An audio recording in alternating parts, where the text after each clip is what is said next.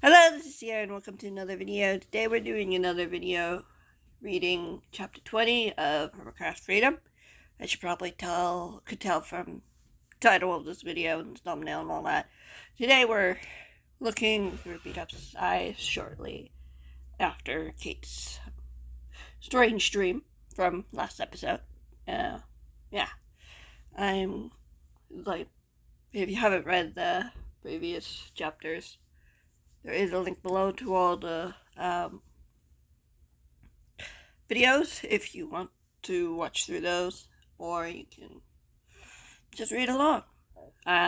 Captions to the chapter will be available, so if you want to turn on closed captions and read along while I'm doing this pattern, that's fine too. It's no obligation, you don't have to, but yeah.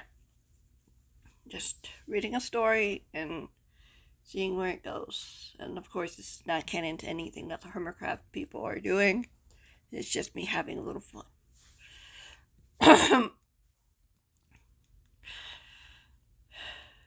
Bdubs looked at... Oh, excuse me, I messed that up. Bdubs looked up at the sound of footsteps. It was mid-morning. Most of his friends were awake by now, ready for what lay ahead. Yesterday certainly had been a strange day, but it was over now. They had work to do. He flashed a smile when Skiz strolled into the main area. Morning. Morning, Skiz grinned, giving his friend a wave. He crossed the room, looking over to the hermit's shoulder. You working on the null again? We haven't been able to break in yet, Bdubs replied. Tango and Doc aren't having any luck either. I just don't get it. Agreed, Skiz sighed, plopping down on the nearby couch. Usually you would have cracked it by now. Exactly, Bdubs snapped his fingers, moving over the communicator again. This device seems to be disconnected from the mainframe at this point now. So, it's useless? I don't know. Bdubs frowned, pressing one of the icons. Can they block their own devices? I wouldn't see it past them. Bdubs sighed. There's got to be something we can do. Maybe creating our own null? Skiz asked. Try a different frequency or something? I guess. Bdubs shook his head. But I'd have to give up on this too soon. But I'd hate to give up on notifications. Wild. But I'd hate to give up on this too soon. You wouldn't be giving up, Skiz countered. You'd be trying a new angle. Bdubs nodded solemnly, pressing a few more buttons and tweaking a few dials. At least we know how this one works. Great, then we can work with that, right? Skiz asked hopefully. Bdubs raised an eyebrow. Are you volunteering to help me? No, but I'll happily watch. Skiz beamed. Bdubs chuckled. The hermits looked up at the sound of a door opening and closing. A few moments later, Kate walked into the room. A peculiar expression on her face. I'm not interrupting, am I? She asked. Of course not, Skiz said quickly, gesturing for the spot next to him on the couch. Kate obliged, taking a seat. Bdubs was just about to show us some new redstone techniques. Ah, yeah? Bdubs mused, pulling out his redstone box and putting it on the floor. All I'm doing is recreating what they've already done, from what we could see anyway. Listen, no? That's cool. Kate straightened. Excuse me, don't do that. It's a start after the dead ends we've had recently, Bdubs nodded, pulling out some tools and machinery he would need as he started his work. This might take a bit. If you hear any background noise, it's pretty early in the morning. People are going to work or school because we have another foster sister in the house. Not sure if she's respite or she's staying, but we have another foster sister in the house for a little bit. So she's going to school because it's year long, similar to how Impulse's daughter goes to school year-round. I believe.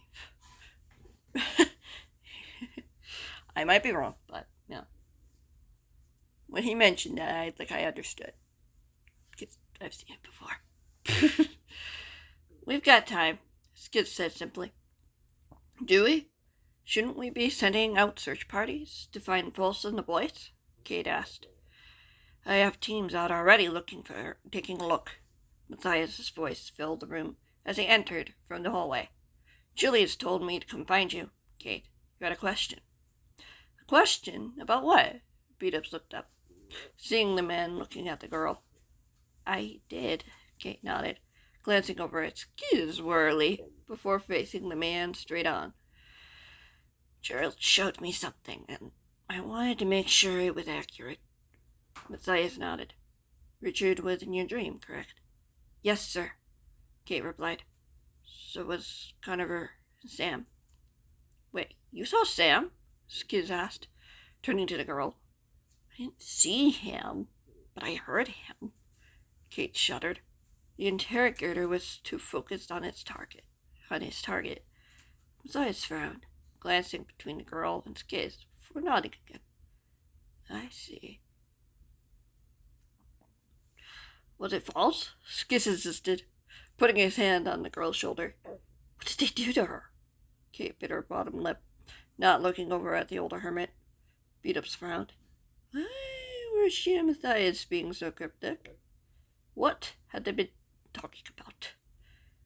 Do you know if he got out? Matthias frowned.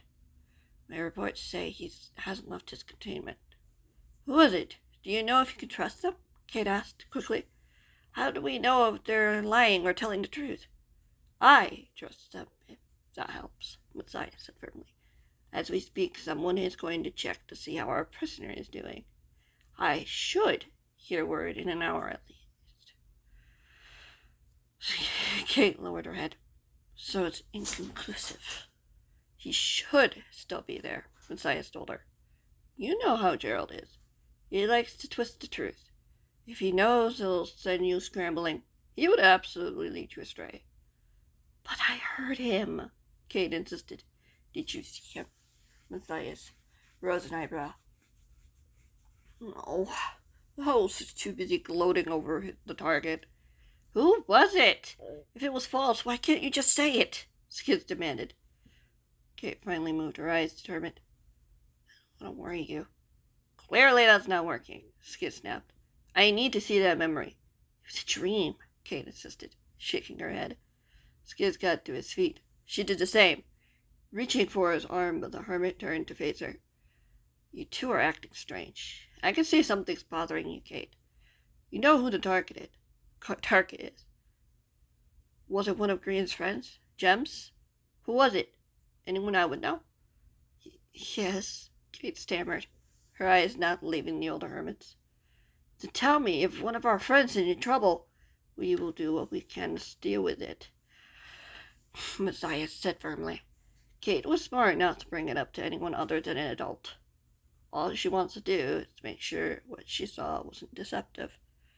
Well, technically all the hermits are adults, but Matthias is going for a different meaning. It was true before, Skizz pointed out. But he knows I can see what he's doing when I'm asleep, Kate admitted. He could mess with Scar's dreams, so why couldn't he mess with mine? Skizz looked over at Bdubs. Do you know anything about this? Nope, I'm learning about it just now. Bdubs shook his head, resting his hands on his lap. You promised me you'd tell me everything you saw. Skizz turned back to the girl. Kate nodded. That was before Clara and Matthias found Green and Impulse. Some of our friends are still missing, Skizz insisted. Sam, Liam, Blake, False, anything Gerald might show who would be valuable information. I don't know where that dream took place, Kate admitted. It could literally be anywhere, including in my head. She's right, Matthias said calmly. Skizz turned to face the man. Even if the dream was accurate, there would be no way of knowing where it took place. For all we know, they could be worlds away. Skids closed his eyes, sighed. What aren't you telling me? Kate bit her bottom lip. I don't want to worry you. You are worrying me. Skids turned to her, an expression of sadness on her face. I wish I could read your mind right now. Kate smirked, but it quickly faded. Maybe you could if you tried hard enough, but it wouldn't change how impossible it would be. Impossible? Skids frowned. Dreams often don't make a lot of sense, Matthias replied. I know, Kate agreed, staring down at her feet. But it doesn't change what I felt. I felt satisfaction when I interrogated her. I understand. Matthias went to her side. I'll do everything I can to ease your worry. For you both. He looked over at Skids before returning his gaze to the teen. I just don't see how it could be possible. Me neither. Kate shook her head. I know you'll figure it out, Matthias said softly, squeezing her shoulder. Bdubs looked over at Skids, seeing the hermit raise a curious eyebrow. Let me know if you get anything else. Of course. Kate looked up at him. Matthias smiled before disappearing into the hall, before Skids could bombard him with questions. What are you two up to? Skids asked, looking down at the girl. I'm sorry, Kate replied, putting her hands behind her. I want this to be just a dream. I just can't get it out of my mind. The screams, the threats. Threats? Kate closed her eyes and sighed. They've given Sam a very difficult choice. I don't know what he chose. You know you can talk to me, Skids urged, grabbing her hand before sitting her down on the couch. He plopped down beside her. Bdubs and I won't bite. A small smile appeared on her face. It's not what I'm worried about. Then what is? Skids pressed. Bdubs looked up at the sound of heavy footsteps, watching as Impulse walked into the room. His eyes looked empty as he scanned the room. Skids got to his feet, having spotted Impulse enter. Dibbletown? Do you need something? The hermit only stared blankly ahead. Skids took another step closer. I know it was a rough day yesterday, but you know you can talk to us, Skids said. I've never seen you so quiet before. Skids wrapped his arm around his best friend. Impulse turned his head slowly, looking at the hermit. If you need more time, I get it, but I just want to make sure you're okay. I can't read your mind, so you have to tell me. You can't read his thoughts? Kate frowned. Skids shook his head. He's quiet. Can't feel what he's feeling, hear what he's thinking. Nothing. He pulled away from his best friend and faced him. What's going on, buddy? Impulse straightened, clenching his fists. Something about his movements seemed off. Bdubs now realized. He seems stiffer, slower, almost robotic. No, that couldn't be possible. That didn't make any sense. Please, Doubletop, talk to me, Skids pleaded, grabbing his friend's arm. I need to know you're okay. I'm worried about you. Impulse said nothing, lifting his free fist before slamming it directly into Skids' stomach. Skids hurtled across the hallway and into the kitchen as the window smashed, followed by a thud on the floor. Skids! Kate cried, leaping to her feet. She bolted toward the kitchen, stopping in her tracks when Impulse blocked her way. What did you do that for? He's your friend. Impulse narrowed his eyes, looking down at the girl, before moving his gaze to Bdubs. Bdubs gulped. There was no warmth in those brown eyes. They were cold, empty of life. That's not Impulse, Bdubs said. The Impulse looked alike, charged forward, shoving Kate aside as the girl yelped in surprise. Bdubs scrambled out of the chair and lunged out of the way as Impulse blasted off the ground, smashing through the glass before turning around. Bdubs looked up. Rocket boosters allowed the Impulse-like thing to hover as it loomed over him. Bdubs, run! Kate wheezed, just as another scream filled the air, followed by footsteps. Bdubs tried to scramble away as the machine hurtled toward him. The air was knocked out of him as he was shoved across the room before slamming his head on the wall. The world suddenly went black, and he saw no more. Oh.